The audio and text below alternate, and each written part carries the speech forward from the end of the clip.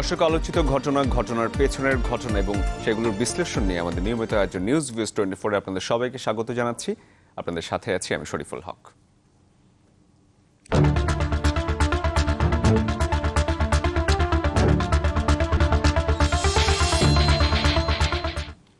শুরুতেই মার্কিন প্রেসিডেন্ট নির্বাচনের খবর জানাবো। যুক্তরাষ্ট্রের প্রেসিডেন্ট নির্বাচন কাল শেষ মুহূর্তের প্রচারণা এখন ব্যস্ত ট্রাম্প এবং বাইডেন দুজনেই। এর মধ্যে আগাম ভোট 9,32,00,000 ছাড়িয়েছে, যা 2016 সালের মোট ভোটের 67%। ব্যাটল গ্রাউন্ড উইসকনসিন, মিশিগানে ট্রাম্পের চেয়ে 10 পয়েন্ট এবং পেনসিলভেনিয়ায় 4 পয়েন্টে এগিয়ে আছেন বাইডেন। রোববার আইওয়া, মিশিগান সহ 5টি রাজ্যে প্রচারণা চালান ট্রাম্প। ট্রাম্প সমর্থকদের হয়রানির মুখে টেক্সাসে মুলতবি করা হয় বাইডেনের 2টি সমাবেশ। রয়টার্স ইপসোসের সবশেষ জরিপ বলছে জাতীয়ভাবে এই মুহূর্তে ট্রাম্পের চেয়ে 7 পয়েন্ট এগিয়ে রয়েছেন জো বাইডেন। তার পক্ষে জনমত 51% আর ট্রাম্পের পক্ষে 43% ভোটার।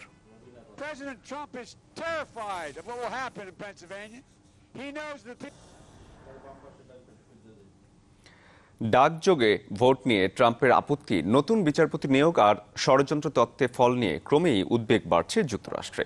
এপি ও এনসির যৌথ একটি জরিপ বলছে প্রতি 10 জন মার্কিন ভোটারের মধ্যে 7 জনই নির্বাচনী উৎকণ্ঠায় রয়েছেন। বিশ্লেষকরা বলছেন বাইডেনের কাছে ট্রাম্প হেরে গেলে সংঘাত অনিবার্য। আর এদিকে ভোট নিয়ে বিভিন্ন রাজ্যে রেকর্ড 3 শতাধিক মামলা চলমান রয়েছে। এর মধ্যে 3টি মামলা গড়িয়েছে উচ্চ আদালত পর্যন্ত। শাকিল মাহমুদের রিপোর্ট। যুক্তরাষ্ট্রের রাজ্যভেদে নির্বাচনী আইনও আলাদা। আগাম ভোটের রেকর্ড এবারের নির্বাচনে। এর মধ্যে পেনসিলভেনিয়ার 10,000 ব্যালট গায়েব। আর ডাকযোগে ভোট গণনার তারিখ ও প্রক্রিয়া নিয়ে বিভিন্ন রাজ্যের নিম্ন আদালতে চলমান মামলা 320টি। নিম্ন আদালত থেকে যে রায় আসুক, ফয়সালা হবে সুপ্রিম কোর্টে, যেখানে 9 বিচারপতির 6 জনই রক্ষণশীল। বিশ্লেষকরা বলছেন 3 নভেম্বরের পর যেসব রাজ্যে 2 প্রার্থীর ভোটের ব্যবধান বেশি, সেখানে সমস্যা নেই। যদি কোনো রাজ্যে ভোটের ব্যবধান খুব কাছাকাছি থাকে, তখনই ডাকযোগের ভোট গণনা নিয়ে আইনি লড়াই শুরু হবে। নির্বাচনের আগে প্রচুর মামলা দেখছি। হয়তো চূড়ান্ত ফল নিয়ে মামলা হতে পারে, তবে আইন ও সংবিধান লঙ্ঘনের প্রমাণযোগ্য তথ্য ব্যতিরেকে মামলা হলে তা হবে ফাইলিং ফি সহ টুইট সমতুল্য।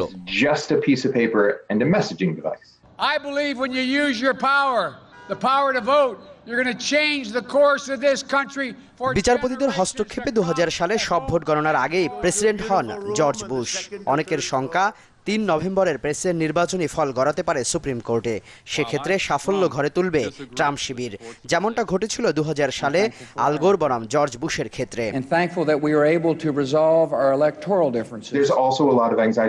প্রেসিডেন্টের যে চরিত্র এবং কথাবার্তার ধাঁচ, তাতে জনগণের মনে নানা শঙ্কা তৈরি হয়েছে। তিনি আইন আদালতের ধার ধারছেন না। যদি ফল তার পক্ষে না যায়, সেক্ষেত্রে যে কোনো কিছু ঘটতে পারে যুক্তরাষ্ট্রে। ওবামা কেয়ার প্রশ্নে ভোটের পর দ্বিতীয় সপ্তাহে শুনানি শুরু হবে সুপ্রিম কোর্টে, আর এর সুরাহা হবে 2021 সালে। শাকিল মাহমুদ, চ্যানেল 24। ফাস্টেস্ট নেটওয়ার্কে বেশি মিনিট, 250 মিনিট 157 টাকায় এবং 90 মিনিট 57 টাকায়। বাংলা লিংক। দর্শক, যুক্তরাষ্ট্রের নির্বাচন নিয়ে কথা বলছিলাম। আসন্ন মার্কিন প্রেসিডেন্ট নির্বাচন নিয়ে আলোচনায় এই মুহূর্তে আমাদের সাথে অতিথি হিসেবে সরাসরি যুক্ত হচ্ছেন ঢাকা বিশ্ববিদ্যালয়ের আন্তর্জাতিক সম্পর্ক বিশ্লেষক ডক্টর নিলয় রঞ্জন বিশ্বাস এবং প্রবাসী সাংবাদিক শাহাবুদ্দিন কিসলু। আপনাদের দুজনকেই স্বাগত জানাচ্ছি নিউজ ভিউজে। প্রথমেই যেতে চাই প্রবাসী সাংবাদিক শাহাবুদ্দিন কিসলুর কাছে। শাহাবুদ্দিন কিসলু, আজ তো 5টি রাজ্যে প্রচারণা চালাবেন ট্রাম্প, তো একেবারে শেষ প্রান্তে নির্বাচনী প্রচারণা চলছে। শেষ মুহূর্তে এসে কি ট্রাম্প আগ্রাসী হয়ে উঠছেন? কি মনে হচ্ছে আপনার কাছে? আপনারা যেমনটি দেখছেন এবং জেনেছেন, আসলেই ট্রাম্প তার সর্বশক্তি দিয়ে শেষ মুহূর্তের প্রচারে নেমেছেন এবং আজকে আমরা দেখছি যে মাত্র 2টি জায়গায়, পেনসিলভেনিয়া এবং ওহাইওতে যাচ্ছেন বাইডেন, কিন্তু পক্ষান্তরে আমরা দেখছি যে প্রেসিডেন্ট ডোনাল্ড ট্রাম্প কিন্তু 5টি জায়গায়, এক জায়গায় 5টি সভা করবেন। সুতরাং তার দিক থেকে সর্বাত্মক প্রচেষ্টা চলছে যে করেই হোক এই ব্যাটল গ্রাউন্ড স্টেটগুলোর মধ্যে যে বিশেষ করে যে 5টি এখন দেখা যাচ্ছে, যেটি হচ্ছে Pennsylvania, North Carolina, Michigan, Arizona, এই জায়গাগুলোতে প্রেসিডেন্ট ট্রাম্প বেশি করে মনোযোগ দিচ্ছেন এবং ধারণা করা যাচ্ছে যে এই জায়গা থেকেই আসলে মূল ফলাফলটা বেরিয়ে আসবে। জনাব শাহাবুদ্দিন কিসলু, শেষ মুহূর্তে তিনি তার নির্বাচনী যারা সমর্থক রয়েছেন সমর্থকদের উদ্দেশ্যে কি বলছেন, বা তার শেষ মুহূর্তে ট্রাম্প কি হতে পারে, ট্রাম্প কার্ড? দেখুন, আপনারা দেখেছেন যে প্রথম থেকেই প্রেসিডেন্ট ডোনাল্ড ট্রাম্পের বক্তব্য, তিনি কিন্তু আক্রমণাত্মক বক্তব্য রেখে চলেছেন একের পর এক, এবং আমরা দেখেছি তিনি সর্বশেষ যে জায়গাটি এসে দাঁড়িয়েছেন যে জো বাইডেন প্রেসিডেন্ট হলে এই রাজ্য বামপন্থীদের দখলে চলে যাবে এমন একটি বিষয়, এবং অর্থনীতি ভেঙে পড়বে। বিশেষ করে তিনি অর্থনৈতিক দলীয়ত্বের কথা বলছেন যে এই দেশে অর্থনৈতিকভাবে মুখ থুবড়ে পড়বে যুক্তরাষ্ট্র। এই জায়গাটাতেই তিনি এখন ফোকাস করছেন, এবং পাশাপাশি তিনি এটিও বলেছেন, যেটি অত্যন্ত গুরুত্বপূর্ণ, তিনি বলেছেন যে এই যুক্তরাষ্ট্রের ভাইস প্রেসিডেন্ট পদে কামালা হ্যারিসকে জনগণ দেখতে চায় না, এমন একটি বক্তব্য, বিশেষ করে নারী ভাইস প্রেসিডেন্ট দেখতে চান না এমন বক্তব্য এসেছে। বা তার প্রতিপক্ষ যিনি রয়েছেন ডেমোক্রেট প্রার্থী জো বাইডেন, তিনিও খুব ব্যস্ত সময় পার করছেন, শেষ মুহূর্তে তিনিও প্রচারণা রয়েছেন। তিনি আজকে কোথায় কোথায় প্রচারণা চালিয়েছেন? তিনি দেখেন এর আগে যে আজকে তো কেবল এখানে সকাল, যাই হোক, তবে তিনি যে প্রচারণাগুলো চালিয়েছেন সেখানে তিনি বারবারই বলছেন যে প্রেসিডেন্ট ডোনাল্ড ট্রাম্প যত চেষ্টাই করুক তিনি এই ভোটের ফলাফল হাইজ্যাক করতে পারবেন না বা চুরি করতে পারবেন না, এবং তিনি বিশেষ করে বলছেন যে যে অভিযোগ তার বিরুদ্ধে দেওয়া হচ্ছে সেই অভিযোগ সত্য নয়, এবং তিনি আসলেই কেবল শুধু স্বাস্থ্য বীমা নয় বা এই এদেশের অর্থনীতিও তিনি চাঙ্গা করতে সক্ষম হবেন, এবং জনগণের মধ্যে যে আস্থাহীনতা চলছে এখন, বা এই সারা যুক্তরাষ্ট্র যে বিভাজনের রাজনীতি চলছে, তিনি সেটাকে দূর করতে পারবেন। জনাব শাহাবুদ্দিন কিসলু, আপনার কাছে আরেকটি বিষয় জানতে চাই। এবার তো সব রেকর্ড ভঙ্গ করে আগাম ভোট পড়েছে এবং ডাকযোগে বেশ ভোট এসছে, তো সব মিলে নির্বাচনের ফলাফল কি হতে পারে, আপনার পর্যবেক্ষণ কি বলে? দেখুন, অত্যন্ত গুরুত্বপূর্ণ বিষয়। আমরা দেখছি যে এখানে ডজন খানেকেরও বেশি কিন্তু পোলস্টার রয়েছে, এবং তারা বিভিন্ন ধরনের পোল দিল। সেখানে সব জায়গায় আমরা দেখছি যে জো বাইডেনই প্রেসিডেন্ট প্রার্থী হিসেবে এগিয়ে আছেন। কিন্তু এখানে একটা গুরুত্বপূর্ণ বিষয় সর্বশেষ যেটি আমরা দেখছি গত দুদিন ধরে এখানে বেশ তোলপাড় হচ্ছে, সেটা হচ্ছে 2016 সালে একটি পোলস্টার ছিল, সেটি হচ্ছে সেখানে বলা হয়েছিল যে প্রেসিডেন্ট পদে ডোনাল্ড ট্রাম্পই নির্বাচিত হবেন। এবারও কিন্তু সেই ট্রাফালগার গ্রুপ তারা বলছে যে প্রেসিডেন্ট ডোনাল্ড ট্রাম্পই এবার নির্বাচিত হবেন। এই ক্ষেত্রে যে বিষয়টি হচ্ছে যে আমরা দেখছি যে ডেমোগ্রাফিক প্যারামিটারটা অত্যন্ত গুরুত্বপূর্ণ, এবং বিশেষ করে পেনসিলভেনিয়া হচ্ছে এবারের সবচেয়ে গুরুত্বপূর্ণ জায়গা। পেনসিলভেনিয়া যে পাবে তার ক্ষেত্রে তারই ব্যাকডোর হিসাবে উইসকনসিন এবং মিশিগানে তার প্রভাব পড়বে, এবং ধারণা করা হচ্ছে সাথে যদি অ্যারিজোনা আসে তাহলে অবশ্যই পাশ করবে। তো এই জায়গাটাতে আমরা দেখছি যে ট্রাফালগার গ্রুপের যেই তথ্য পোলের, সেখানে কিন্তু পেনসিলভেনিয়াতে এগিয়ে রয়েছেন প্রেসিডেন্ট ডোনাল্ড ট্রাম্প, আর মিশিগানে কিন্তু টাই হচ্ছে। আর অন্যান্য জায়গাগুলোতে যেটাকে মোটামুটি চলছে, অ্যারিজোনাতে এখনো পরিষ্কার স্বচ্ছ নয়, তবে ওহাইওতে প্রেসিডেন্ট ডোনাল্ড ট্রাম্প সবার পোলেই এগিয়ে রয়েছে। তো সেদিক থেকে আমরা যদি দেখছি যে আপনি যে কথাটি বলেছিলেন যে নতুন ভোটার হয়েছে এবং অনেক নতুন ভোটার, এর মধ্যে কিন্তু এই জিনিসগুলোকে আমরা যদি ভেঙে দেখি যে প্রথমবারের মতো ভোটার হয়েছে এমন রয়েছে, আবার অভিবাসী যারা প্রথমবারের মতো ভোটার রয়েছে তারা রয়েছে, এবং বিশেষ করে এবার নারী ভোটার কিন্তু বেশি রয়েছে। এই নতুন ভোটার এবং অভিবাসী ভোটারদের মধ্যে আমরা সাধারণত ধরে থাকি যে নতুন ভোটারদের মধ্যে 55% ডেমোক্রেট দলীয় থাকে, এবং নারী ভোটাররা অবশ্যই দেখছেন আপনারা বিশেষ কিছু কারণে তারা প্রেসিডেন্ট ডোনাল্ড ট্রাম্পের উপরে বেশ বিক্ষুব্ধ, তারা তো এদিকে রয়েছেই। আর নতুন ভোটারদের মধ্যে যারা অভিবাসী ভোটার রয়েছে তাদের মধ্যে কিন্তু মিশ্র প্রতিক্রিয়া রয়েছে।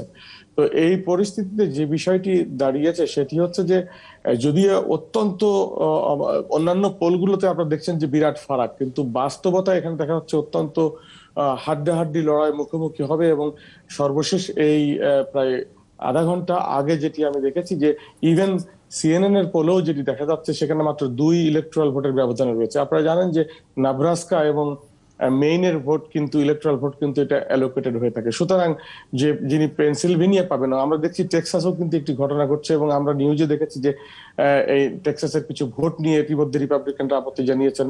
তো টেক্সাসের জায়গাটা তো আমরা সবসময় রিপাবলিকানই জেনে থাকি, কিন্তু পেনসিলভেনিয়া, ওহাইও ট্রাম্পের অটোমেটিক্যালি তার পক্ষেই রয়েছে, কিন্তু পেনসিলভেনিয়া, মিশিগান, উইসকনসিন এই তিনটির ধারাবাহিকতায় কিন্তু এবার বিজয়ের ধারা আসবে। তবে ধারণা করা যাচ্ছে যে যতটা সহজভাবে আমরা প্রেসিডেন্ট পদে জো বাইডেনের নির্বাচিত হওয়ার বিষয়টি দেখছি, এই বিষয়টি আমার পর্যবেক্ষণে ততটা সহজ মনে হচ্ছে না। তার কারণ হচ্ছে, আমি সংক্ষেপে বলতে চাই যে দেখুন, এবারের নির্বাচন কিন্তু আমার ধারণা মতে এই আমাদের জীবদ্দশায় একটি অনন্য নির্বাচন, যেটি এর অতীতে কখনো ঘটে না, হয়তো ভবিষ্যতে আর ঘটবে না।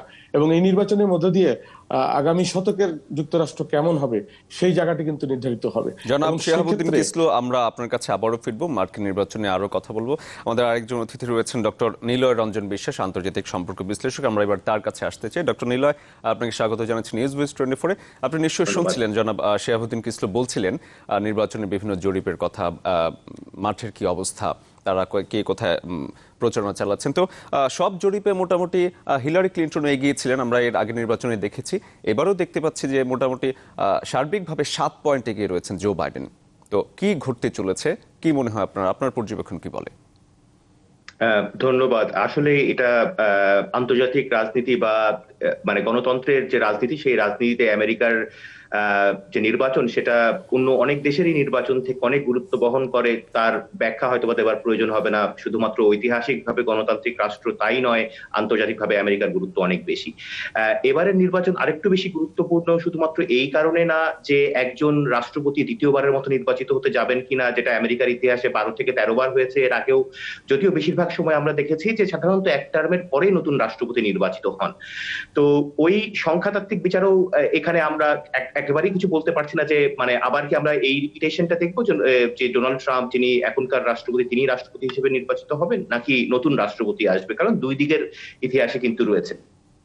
কিন্তু গুরুত্বপূর্ণ বিষয়টা হচ্ছে যে আসলে মানে এই সংখ্যা ভোটের দিনগুলোতে রিফ্লেক্টেড হয় কিনা। যদিও আমেরিকার নির্বাচনে খুব গুরুত্বপূর্ণ কিছু বিষয় রয়েছে, যেগুলো হচ্ছে যেমন আগাম ভোটিং রয়েছে, মেইল ভোটিং রয়েছে, যেগুলো হয়তোবা আমরা অন্যান্য অনেক গণতান্ত্রিক রাষ্ট্রেই দেখি না, যেখানে ইলেকশন সরকার নির্বাচনের একটা গুরুত্বপূর্ণ জায়গা। কিন্তু এই জায়গাটাতে আরো একটু গুরুত্বপূর্ণ ঘটনা ঘটছে। আমরা দেখছি যে প্রায় 2016 নির্বাচনে 67% ভোটার অলরেডি আগাম নির্বাচনে আগাম ভোটিং পদ্ধতির মধ্য দিয়ে তারা ভোট দিয়ে ফেলেছে। তারপরেও এবং এই সকল সংখ্যার পরেও বা এই যে পোল স্টার যেগুলোকে আমরা বলছি, সেগুলো সংখ্যার পরেও আমরা কিন্তু ফলাফলটা একদম ভিন্ন দেখতে পারবো। এবং গত 3 দিনের ফলাফলে কিন্তু আমরা দেখতে পাচ্ছি যে ব্যবধানটা শুরু হয়েছিল বিভিন্ন পোলে জো বাইডেনের সাথে ডোনাল্ড ট্রাম্পের, সেই ব্যবধান কিন্তু একটু একটু কমে আসছে। এবং যেটা আমার পূর্ববর্তী বক্তা বললেন, খুব মানে আমিও অনেকটাই তাই ধারণা করছি বা আমারও মনে হচ্ছে যে এই ব্যবধানটা কিন্তু একটু কমে আসার দিকে রয়েছে। এবং সত্যিকার অর্থে কয়েকটা স্টেটের ভোটিং প্যাটার্ন, সেই সাথে ডেমোগ্রাফি এবং সবকিছু মিলে এই ভোটটা বা এই যে 3 তারিখে আসলে কি হতে যাচ্ছে, যারা সেখানে টার্ন আউট করবে বা একদম ফিজিক্যালি ওই দিন ভোট দিচ্ছে, তার উপরে অনেকখানি নির্ভরশীল। কারণ একটা বিষয় বলতে চাই, সেটা হচ্ছে যে যখন পোল করা হয়, পোলটা অবশ্যই এরা অনেক প্রতিষ্ঠিত সংস্থা এবং তারা একেবারেই বৈজ্ঞানিক পন্থা অবলম্বন করে স্যাম্পলিং নির্ধারণ করে এই পোলগুলো করে থাকেন। কিন্তু একটা বিষয় মনে রাখতে হবে যে 3 দিন আগে পার্টিকুলারলি যারা সুইং ভোটার বলে একটা শব্দ রয়েছে, এই সুইং ভোটার যারা, তারা 3 দিন আগে আমি একজন ব্যক্তিকে যখন বলি যে হ্যাঁ আমি মনে হচ্ছে যে এটাকে ভোট দেবো বা ইনাকে ভোট দেবো, 3 দিন পরে বা 2 দিন পরে বা ইভেন 2 ঘন্টা পরের পরিস্থিতিও কিন্তু ভিন্ন হতে পারে। তাই আসলে মানে আমরা এখন যে সংখ্যাগুলো দেখছি বা যে প্রজেকশন গুলো দেখছি, সেটা আসলে কতখানি মানে প্রতিফলিত হবে 3 তারিখের ভোটের নির্বাচনে, বা এই যে যারা 91 লক্ষ অলরেডি ভোট দিয়েছেন, সেটা কাউন্ট হওয়ার পরে আসলে বোঝা যাবে যে কে নির্বাচিত হতে যাচ্ছে আমেরিকার পরবর্তী রাষ্ট্রপতি হিসেবে। একটা বিষয় একটু গুরুত্বপূর্ণ বলে রাখা প্রয়োজন, পার্টিকুলারলি আমি পেনসিলভেনিয়ার এটা খুব ভালো করে লক্ষ্য করছিলাম এবং আরো অন্যান্য যেগুলোকে এই গুরুত্বপূর্ণ রাষ্ট্র হিসেবে আইডেন্টিফাই করা হয়। খুবই গুরুত্বপূর্ণ যে পেনসিলভেনিয়া ঐতিহাসিকভাবে একসময় ডেমোক্রেটেড ছিল, তারপরে এটা ডোনাল্ড ট্রাম্প 2016 সালে এখানে বিজয় অর্জন করেছে। এবং এবারও যে পেনসিলভেনিয়া চিন্তা করা হয় যে নর্থ ইস্টের অন্যতম প্রগতিশীল রাষ্ট্রগুলোর মধ্যে অন্যতম, সেখানে কিভাবে রিপাবলিকানরা তাদের আস্থা অর্জন করে, যার একটা গুরুত্বপূর্ণ জায়গা হচ্ছে যে ডোনাল্ড ট্রাম্প বারবার একই কথা বলছে যে ফ্র্যাকিং এবং মাইনিং এবং এনার্জি, এইগুলোতে জো বাইডেনের যে পলিসি, সেটা আমেরিকার জাতীয় স্বার্থ বিরোধী। এবং দেখা যাচ্ছে যে ফিলাডেলফিয়ার 2-1টা খুব গুরুত্বপূর্ণ এক সময়কার বাম ঘেঁষা পত্রিকা বা লিবারাল পত্রিকাগুলো, তারা প্রথমবারের মতো ডোনাল্ড ট্রাম্পকে তারা এক রকমের প্রচ্ছন্ন সমর্থন দিচ্ছে। সো এগুলো একটু অশনি সংকেতের মতো জাগিয়ে তোলে যে আসলে তাহলে যেহেতু সবাই বলছে যে মানে পেনসিলভেনিয়ার ভোটটা খুবই গুরুত্বপূর্ণ বা এই রাষ্ট্রটার ভোটটা খুবই গুরুত্বপূর্ণ, তাহলে এখানে কি ডোনাল্ড ট্রাম্প জিততে চলেছে? তাহলে পেনসিলভেনিয়া জেতার মাধ্যমে কি ডোনাল্ড ট্রাম্প পুনরায় রাষ্ট্রপতি হিসেবে আসছে কিনা? সো এই প্রশ্নগুলোই আসলে এখন সামনে চলে আসছে। ডক্টর নিলয়, আমরা জানি যে মার্কিন নির্বাচনে খুব বড় একটি ফ্যাক্ট হিসেবে কাজ করে প্রত্যেকটা প্রেসিডেন্ট নির্বাচনে দোদুল্যমান কিছু স্টেট রয়েছে। রিপাবলিকান এবং ডেমোক্রেটদের নিয়ন্ত্রণের বাইরেও কিছু স্টেট রয়েছে, তারা প্রতি নির্বাচনে তাদের মত পাল্টায়। তো মার্কিন নির্বাচন আরেকটি বিষয় ইলেকট্রাল কলেজ ভোট, যেটার কারণে গত নির্বাচনে আপনার নিশ্চয়ই মনে আছে যে হিলারি ক্লিন্টন পপুলার ভোট বেশি পেয়েও ইলেকট্রাল কলেজে ভোটের কারণে তিনি প্রেসিডেন্ট হতে পারেননি। তো এই নির্বাচনে ইলেকট্রাল কলেজ যে ভোটগুলো রয়েছে, এই বিষয়টা যদি আমাদের দর্শকদের জন্য একটু খোলাসা করে বলেন।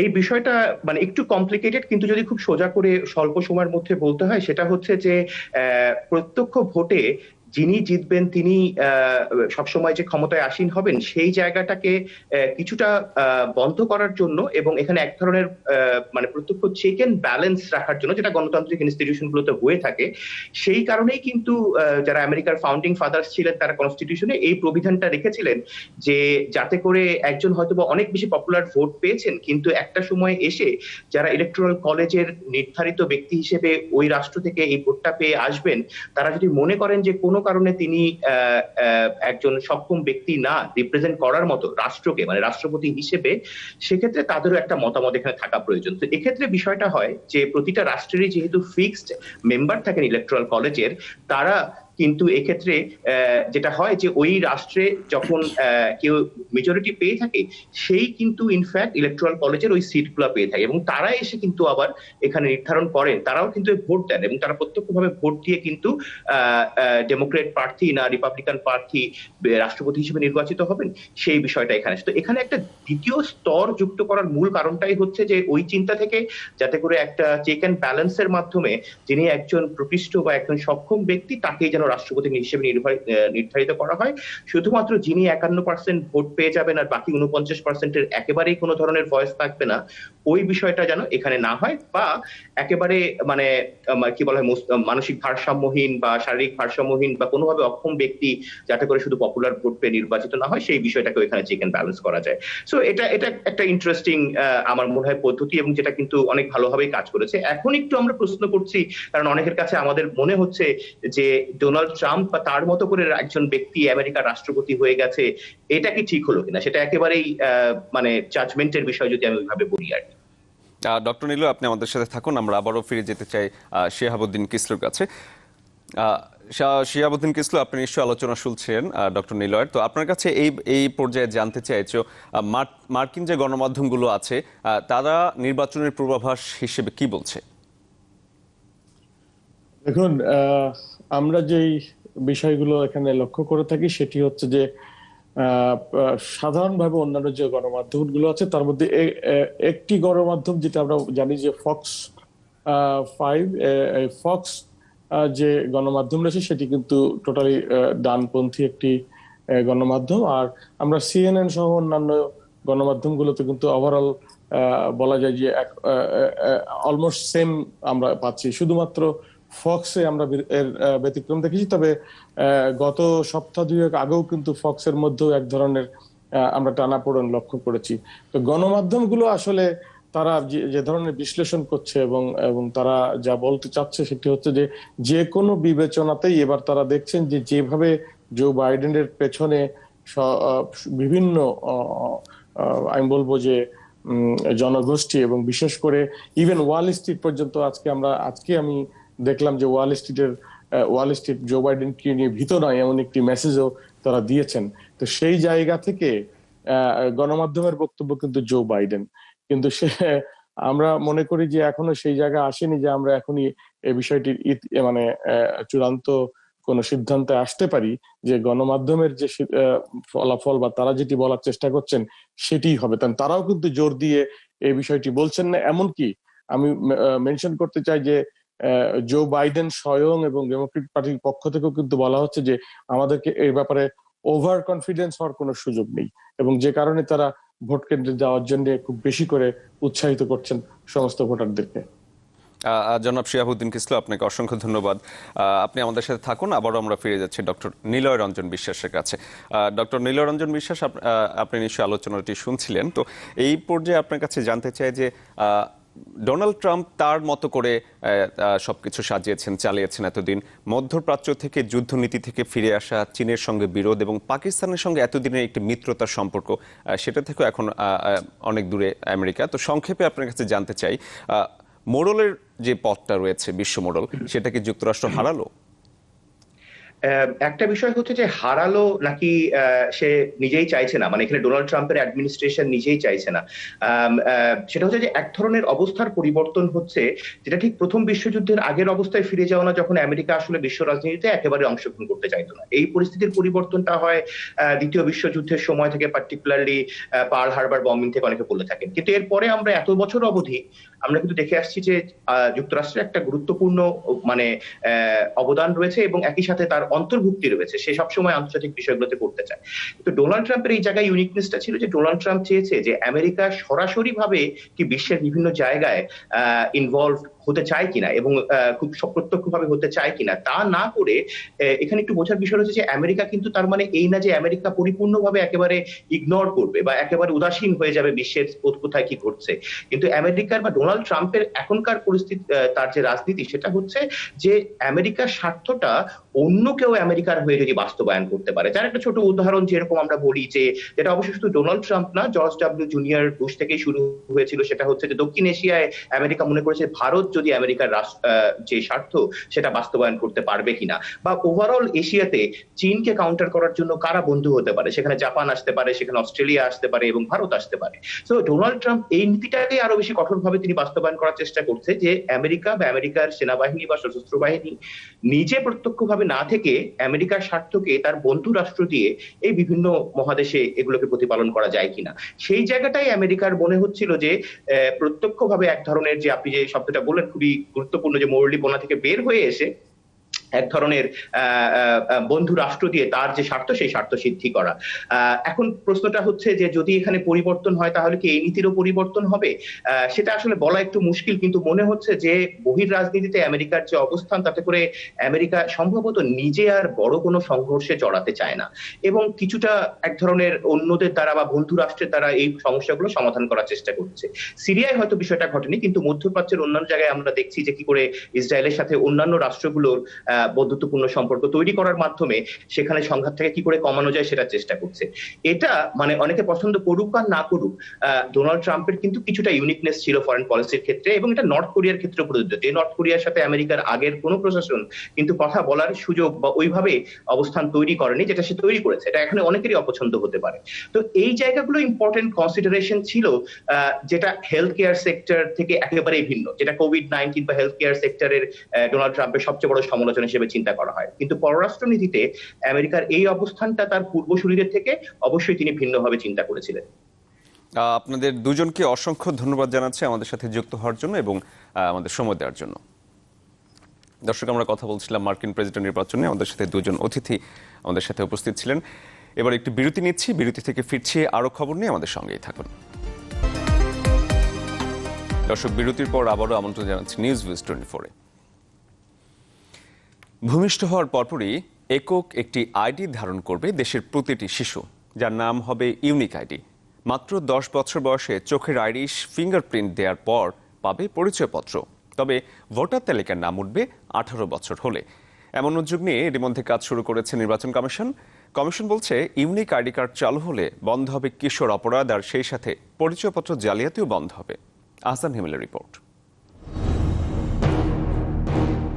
একই ব্যক্তির একাধিক পরিচয়, অন্যের পরিচয়পত্র নকল করে জালিয়াতি কিংবা ভিনদেশি নাগরিকদের এনআইডি পাওয়ার ঘটনা ঘটছে হরহামেশা। সেই সাথে পরিচয়পত্র না থাকায় কিশোর অপরাধীরাও থাকছে ধরাছোঁয়ার বাইরে। এটি রোধে এবার নতুন করে ইউনিক আইডি চালুর কাজ শুরু করেছে নির্বাচন কমিশন। জন্মের পর থেকেই 18 বছর পর্যন্ত সবার তথ্য ডিজিটাল ডাটাবেজে রাখবে জাতীয় পরিচয় নিবন্ধন অনুবিভাগ। এরই মধ্যে জন্ম নিবন্ধন অধিদপ্তরের সাথে এনআইডি বিভাগের চুক্তি স্বাক্ষর হয়েছে। এ উদ্যোগ বাস্তবায়ন হলে জন্ম নিবন্ধন অধিদপ্তরের সহায়তায় 10 সংখ্যার ইউনিক আইডি জেনারেট করবে নির্বাচন কমিশন। সেই আইডিতে থাকবে শিশুর সব তথ্য, বয়স 10 হলে আঙুলের ছাপ ও চোখের আইরিশ সংগ্রহ করা হবে। জন্মের পরপরই ইউনিক আইডি নাম্বার পেয়ে যাবে। তারপরে আমরা বার্থ রেজিস্ট্রেশনকে যদি বলে দেয়, বার্থ রেজিস্ট্রেশন যদি বলে যে যাদের জন্ম নিবন্ধন করা হয়নি তারা একটা নির্দিষ্ট দেশ আগামী ডিসেম্বর অথবা আগামী এত তারিখের মধ্যে they have to complete their birth registration, otherwise তাদের যে নাগরিক সুবিধা সেই নাগরিক সুবিধার থেকে তারা বঞ্চিত হবে। সুতরাং birth registration will take their own course. সেখানে আমরা যেটা সাপোর্ট দেব, will give the unique ID number from our server. যে সকল ব্যক্তির পিতা ও মাতার উভয়ের এনআইডি নম্বর আছে তাদের পরিচয় যাচাই শেষে সন্তানদের দেওয়া হবে এই ইউনিক আইডি, যা দিয়ে যে কোনো প্রতিষ্ঠান থেকে সেবা নিতে পারবে আইডিধারীরা। যাদের অভিভাবকদের এনআইডি নেই তাদের আইডি পেতে নিশ্চিত করতে হবে অভিভাবকদের পরিচয়। সেটা আমাদের অলরেডি ডেভেলপমেন্ট প্রায়। এনআইডি বিভাগ বলছে আগামী বছরের জানুয়ারি থেকে শুরু হবে ইউনিক আইডি তৈরির কাজ। জাতীয় পরিচয় নিবন্ধন অনুবিভাগ আশাবাদী এতে কমবে কিশোর অপরাধ। যদি একটা কিশোর অপরাধ করে, সো আপনার এত দৌড়াতে হবে না, ওই কিশোরকে ধরা কোনো ব্যাপার না, you just take your photograph send to the server. সুতরাং ওই কিশোর নাম বললে, আপনি বললেন যে আপনার নাম কি, কিশোরটা বললে আমার নাম রফিক, ইট ইজ ইম্যাটেরিয়াল। যে মার্ডার করছে অথবা যে অপরাধ করেছে তার ইউনিক আইডি নাম্বার দিস, তার ফেসিয়াল রিকগনিশন দিস, তার নাম রহিম হোক, যদু হোক। বছর পূর্ণ হলেই সে ওই নম্বর নিয়ে যুক্ত হবেন ভোটার তালিকায়, পাবেন ভোটাধিকারের সুযোগও। আহসান হিমেল, চ্যানেল 24, ঢাকা। দর্শক, ইউনিক আইডি নিয়ে আরো বিস্তারিত কথা বলতে আমাদের সাথে অতিথি হিসেবে উপস্থিত আছেন ব্রিগেডিয়ার জেনারেল সাইদুল ইসলাম, মহাপরিচালক, জাতীয় পরিচয়পত্র নিবন্ধন অনুবিভাগ। ব্রিগেডিয়ার জেনারেল সাইদুল ইসলাম, আপনাকে নিউজ ভিউজ 24 স্বাগত জানাচ্ছি। শুরুতেই আপনার কাছে জানতে চাইব ইউনিক আইডি কার্ড এই বিষয়টি নিয়ে, এবং আরেকটি তথ্য সাথে আপনার কাছে সংক্ষেপে জানতে চাই, সেটি হচ্ছে আমাদের দেশে 5 থেকে 7% শিশু জন্মের পর তাদের নিবন্ধন করে এবং বাকিরা প্রয়োজন পড়লে কেউ করে, অথবা এখনো অনেকে জন্ম নিবন্ধনের বাইরে রয়েছে। তো তাদের ক্ষেত্রে এই ইউনিক আইডি কার্ডটি আপনারা কিভাবে নিশ্চিত করবেন? প্রথমে থ্যাংক ইউ ভেরি মাচ। এই ইউনিক আইডি নাম্বারের বিষয়টি অত্যন্ত গুরুত্বপূর্ণ এবং আমার মনে হয় যে এটি আমাদের দেশের জন্য, মানুষের জন্য, সবার জন্য অত্যন্ত গুরুত্বপূর্ণ। সেই জন্য আপনাদেরকে ধন্যবাদ জানাচ্ছি। ইউনিক আইডি নাম্বার হলো অ্যাকচুয়ালি একজন শিশুর জন্মের পর থেকে 45 ডেজের মধ্যে আইনি বাধ্যবাধকতা রয়েছে তার জন্ম নিবন্ধন করতে। তো যে জন্ম নিবন্ধন অধিদপ্তর, আমরা তাদের সাথে ইতিমধ্যে এবং আমাদের সার্ভার সম্পূর্ণরূপে প্রস্তুত। যেখানে জন্ম নিবন্ধন অধিদপ্তরে যদি কোনো সন্তানের জন্ম নিবন্ধন করতে যায়, তখন জন্ম নিবন্ধন অধিদপ্তর they will send a request to us, to our server, এবং সেই সার্ভারে তারা ওই পিতা, মাতা এবং যে শিশু তার নাম এবং তার ডেট অফ বার্থ দিয়ে রিকোয়েস্ট করবে। এই রিকোয়েস্ট প্রাপ্তির পর আমাদের যে সার্ভার থেকে আমরা একটা নাম্বার জেনারেট করব, যেটাকে আমরা বলছি ইউনিক আইডি নাম্বার। এই ইউনিক আইডি নাম্বারটা হলো 10 ডিজিটের নাম্বার এবং ওই ব্যক্তি, ওই শিশুটাকে জন্ম থেকে মৃত্যু পর্যন্ত, even after death, will be his or her the number, এবং এই নাম্বার দিয়ে কিন্তু তাকে সারা জীবন চিহ্নিত করে। ইতিমধ্যে আমরা বার্থ রেজিস্ট্রেশনের সাথে চুক্তি করেছি, তাদের সাথে আমরা আইটি সেক্টরে কিভাবে ডেভেলপ করা যায় কয়েকবার আমরা টেস্ট অ্যান্ড ট্রায়াল করেছি। আমরা নির্বাচন কমিশন সম্পূর্ণভাবে প্রস্তুত। এখন বার্থ রেজিস্ট্রেশনের যে সার্ভার, সেই সার্ভারে আপগ্রেডেশন চলছে এবং সেটা প্রস্তুত হলেই আমরা এই কার্যক্রম বাস্তব, তাতে করে যে কোনো শিশু তার শিক্ষার ক্ষেত্রে, তার সামাজিক এবং নাগরিক যে সুবিধা, এই সুবিধাগুলো পাওয়ার ক্ষেত্রে এই ইউনিক আইডি নাম্বার দিয়ে সে নিজেকে চিহ্নিত করতে পারবে এবং সব ধরনের সুযোগ। পাশাপাশি যদি কোনো কিশোর, আপনারা দেখতে পাচ্ছেন যে এখন কিশোর যদি কাউকে চিহ্নিত করতে হয়, সেক্ষেত্রে শুধুমাত্র তার যদি আমরা এই ইউনিক আইডি নাম্বার আমরা, পাশাপাশি যেটা আমরা প্ল্যান করেছি যে 10 বছরের পরে একজন শিশু অথবা কিশোরের তার আইরিশ এবং পেন ফিঙ্গার স্ক্যানিং নেব, এটা নিয়ে আমরা সার্ভারে সংরক্ষণ। জনাব ব্রিগেডিয়ার জেনারেল সাইদুল ইসলাম, আপনি যে বিষয়টি বলছিলেন 10 বছর পর প্রত্যেকের হাতে কার্ড চলে আসবে, তো এই বিষয়টি আমার জানার আগ্রহ যে 10 বছর পর শিশু এবং কিশোর সবার হাতে কি কার্ড থাকবে? এবং আপনি যে বিষয়টি বললেন ইউনিক আইডি কার্ড, নিঃসন্দেহে একটি ভালো উদ্যোগ এবং সারা দেশব্যাপী হয়তো এই কাজটি করতে হবে। তো এত বিশাল একটি কার্যক্রমের জন্য আপনাদের যথেষ্ট জনবল রয়েছে কিনা, যেন প্রত্যেকটি শিশু জন্মের পর নিশ্চিত হয় এনআইডি বিভাগে? এটা একটা যৌথ অর্থাৎ সমন্বিত প্রয়াস। আপনি নিশ্চয়ই বুঝতে পারছেন যে মূল কাজটা কিন্তু করবে জন্ম নিবন্ধন অধিদপ্তর। তারা একজন শিশুকে কিভাবে জন্ম নিবন্ধন সার্টিফিকেট প্রদান করবে সেটি তাদের প্রস্তুতির বিষয়। আমরা শুধু প্রাথমিক পর্যায়ে যেটি সরবরাহ করব সেটি হলো আমাদের সার্ভার জেনারেটেড চেকসাম জেনারেটেড আমাদের একটা ইউনিক আইডি নাম্বার 10 ডিজিটের, সেটি আমরা সরবরাহ করার জন্য সম্পূর্ণভাবে প্রস্তুত। এবং আমাদের বর্তমানে যে জনবল রয়েছে, যে সার্ভার আমরা আপগ্রেড করেছি, আমরা ইন্টারন্যাশনাল স্ট্যান্ডার্ড 3 টিয়ার ডাটা সেন্টার আমরা এস্টাবলিশ করেছি এবং সেই সার্ভার থেকে আমরা এ ধরনের সহযোগিতা অথবা সার্ভিস দেওয়ার জন্য প্রস্তুত। আর যেটি বললেন যে হ্যাঁ, এই শিশুটা যখন যে বার্থ রেজিস্ট্রেশন সার্টিফিকেট পাবে, এই সার্টিফিকেটে কিন্তু এই 10 ডিজিটের ইউনিক আইডি নাম্বারটা থাকবে এবং এই ইউনিক আইডি নাম্বার দিয়ে তারপরে যখন স্কুল কলেজ অথবা অন্যান্য জায়গায় ভর্তি হবে, চিকিৎসা নিতে যাবে, সেক্ষেত্রে এই নাম্বার দিয়ে তাকে চিহ্নিত। আর পর্যায়ক্রমে যেটা আমি বললাম যে তার আইডি এবং স্ক্যানিং নেওয়া হবে, যাতে করে যে কোনো সময় আমরা তাকে চিহ্নিত করতে পারি নাগরিক সুবিধা।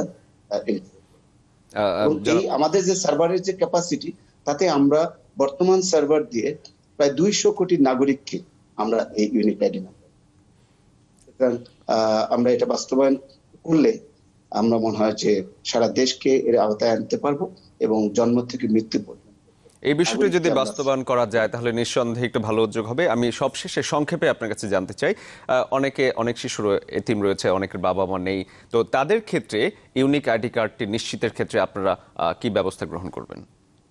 জি, অ্যাকচুয়ালি যেটা হলো যে পিতামাতা যাদের নাই, যেমন এতিমখানা অথবা অন্যান্য জায়গায় রয়েছে, এগুলো নিয়ে আমরা চিন্তা করছি। আমরা প্রাথমিক পর্যায়ে স্কুল এবং কলেজগুলোকেই আমরা তাদের সহযোগিতা করব।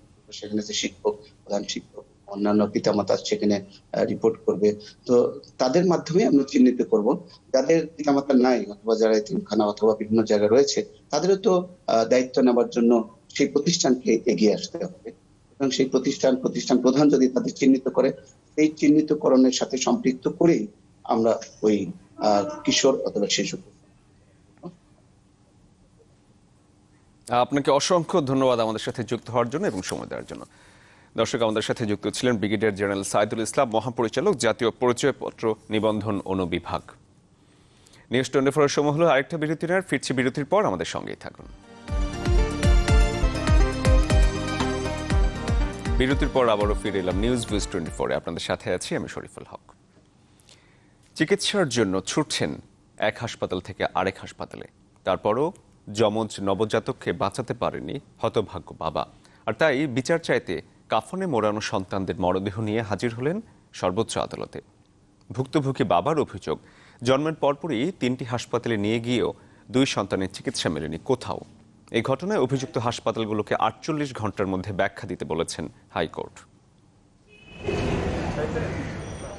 অ্যাম্বুলেন্সে করে দেশের সর্বোচ্চ আদালতে এলো যমজ নবজাতক। তবে জীবিত নয়, কাফনে মোড়ানো 2 সন্তানের মরদেহ নিয়ে আসেন তাদের বাবা।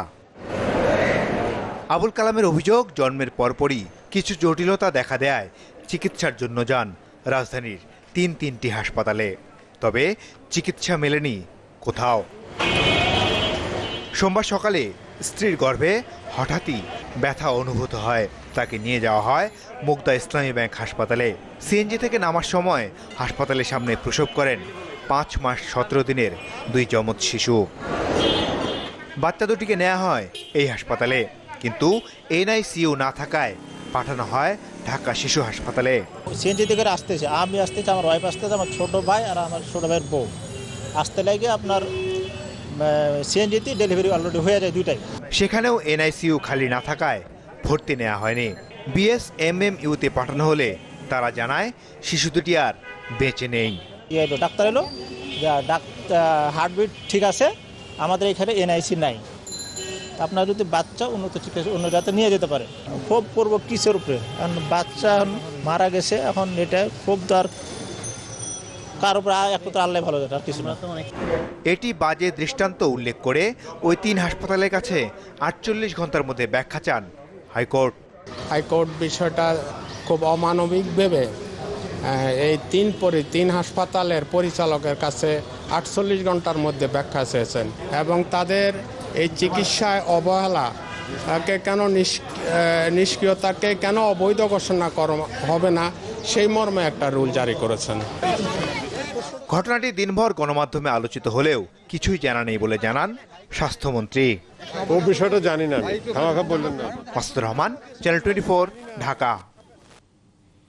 দর্শক, এই বিষয়টি আরো বিস্তারিত কথা বলতে আমাদের সাথে নিউজ রুম থেকে যুক্ত হচ্ছেন আমাদের সিনিয়র রিপোর্টার মাসুদুর রহমান। মাসুদুর রহমান, আপনাকে স্বাগত জানাচ্ছি। আমরা দেখছিলাম আপনার প্রতিবেদনটি, তো এবারে আপনার কাছে বিস্তারিত জানতে চাই মূলত কি ঘটনা ঘটেছিল নবজাতক তাদের সাথে, এবং আদালত তার পর্যবেক্ষণে কি বলেছে, যেহেতু তাদের বিষয়টি আদালত আমলে নিয়েছেন।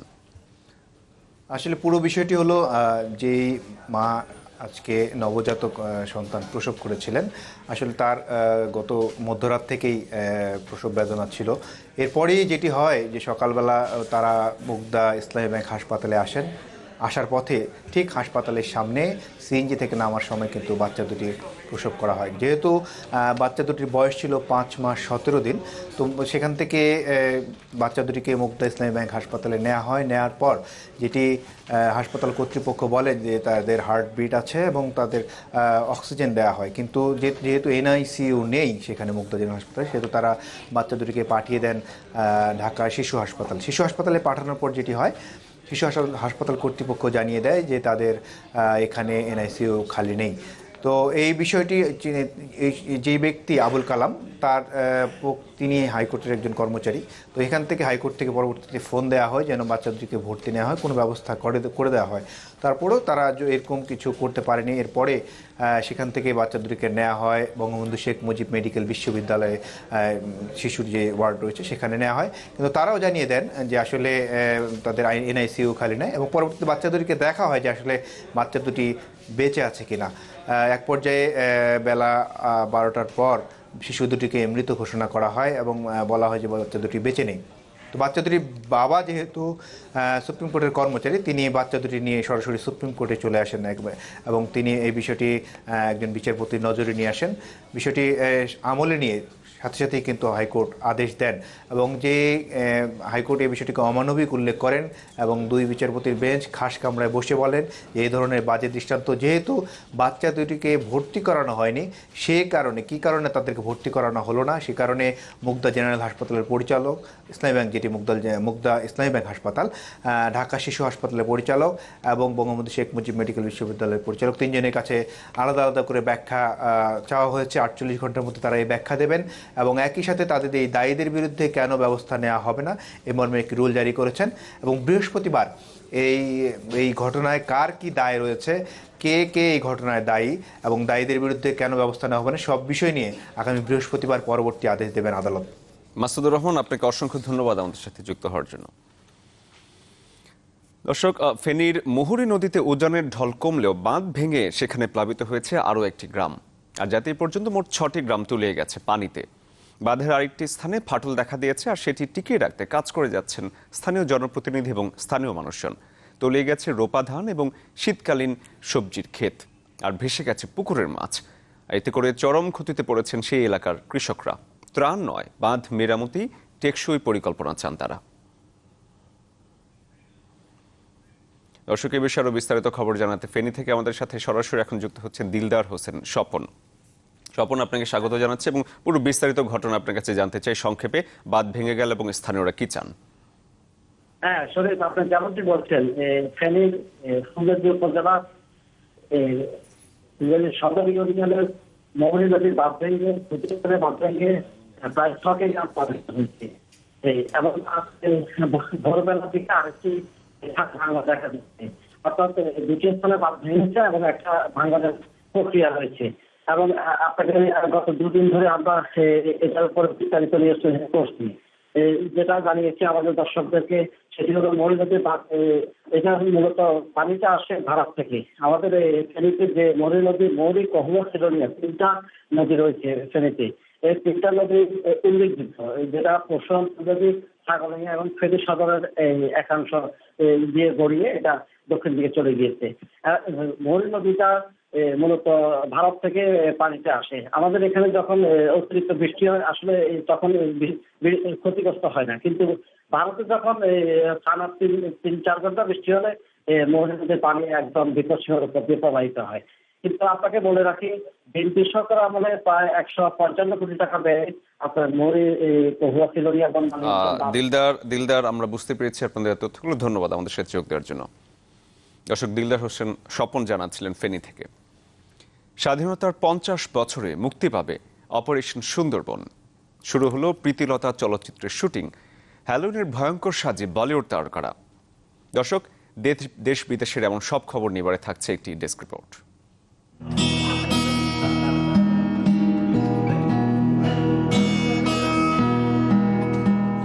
স্বাধীনতার 50 বছর পূর্তি উপলক্ষে মুক্তি পাবে অপারেশন সুন্দরবন, এমনটাই জানিয়েছেন ছবির পরিচালক দীপঙ্কর দীপন। সিনেমাটির বর্তমান অবস্থা সম্পর্কে জানাতে সম্প্রতি র্যাবের প্রধান কার্যালয়ে সংবাদ সম্মেলনের আয়োজন করা হয়। মূলত র্যাবের অভিযানে সুন্দরবন জলদস্যু মুক্ত হওয়ার গল্পেই তৈরি হচ্ছে অপারেশন সুন্দরবন, যেখানে অভিনয় করছেন রিয়াজ, সিয়াম, নুসরাত ফারিয়া, তাসকিন, রোশান সহ আরো অনেকে। সুন্দরবনে যা ঘটেছিল তার সাথে মিলিয়ে দেখতে গেলে হয়তো আপনারা একটু হোঁচটি খাবেন। এটি এক ধরনের সিনেমাটিক চিত্রায়ন করা হয়েছে, কারণ আমরা চেয়েছি যে পুরো ব্যাপারটিকে যতটা সম্ভব ব্যালেন্স করে অথেন্টিসিটি এবং সিনেমার মজা দুটোকে রেখেই একটি জায়গা তৈরি করতে, যাতে যে দর্শকটি টাকা দিয়ে শুধু বিনোদন পেতে যাবে সেও যেন হতাশ না হয়।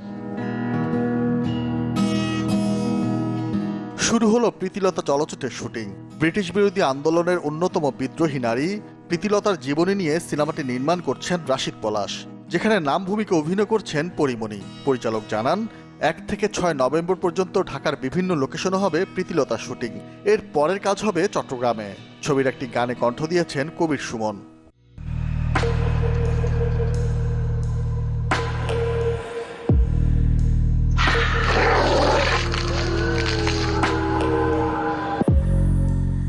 হ্যালোইনে ভয়ঙ্কর সাজে বলিউড সুন্দরীরা। করোনার কারণে এবার বাড়িতেই হ্যালোইনে মনের মতো করে সেজেছিলেন বি টাউনের তারকারা। পরে যা শেয়ার করেছেন সামাজিক যোগাযোগ মাধ্যমে। মেরিলিনের মতো কস্টিউমে হাজির হয়েছেন সোনম কাপুর। অন্যদিকে ভূমি প্যাডনেকরের হ্যালোইন সাজ খুব সাদামাটা হলেও চোখের উপরে করা মেকআপ তাকে করেছে অসাধারণ। আর এমি জ্যাকসন ইন্টারনেটে ঝড় তোলেন প্রিসলির পোশাক পরে।